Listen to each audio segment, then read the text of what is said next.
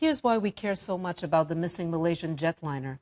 Not for all that's unknown or the unprecedented global search. It's about the people, 239 souls who have not been seen, hugged, or talked to their kids, soulmates, partners, family, or friends in 2 weeks. Here now a snapshot of some of the lives so tragically interrupted.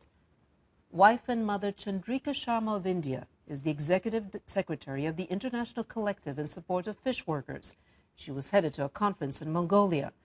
Her husband let CNN read the note he wrote to friends and family to thank them for their crucial support. It says, quote, "I remain focused on what we have at hand by way of information and stay with the knowledge that Chandrika is strong and courageous, that her goodness must count for something, somewhere. I carry firmly the faith that the forces of life are eternal, immutable, and ever-present to keep the drama ever moving. In the ultimate analysis, I'm neither favored nor deserted. No one is." Like Sharma, others were also traveling on business. Hollywood stuntman Ju Kun was reportedly headed home to Beijing to see his 2 young children and pick up material for a current project. Paul Weeks, a mechanical engineer from Perth, Australia, was on his way to a mining job in Mongolia. The father of 2 young sons, the oldest just 3.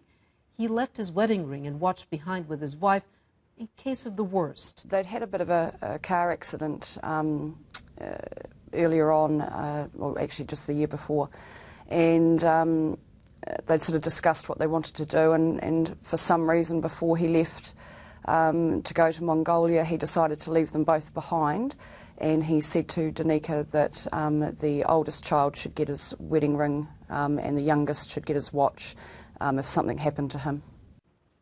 Others on Flight 370 were traveling for pleasure. Muktesh Mukherjee and his wife Shah Mubai had been on vacation in Vietnam, heading home to Beijing to their 2 young sons. Nurli Hamid and her husband Mohammed were taking the honeymoon that they had promised themselves for a long time.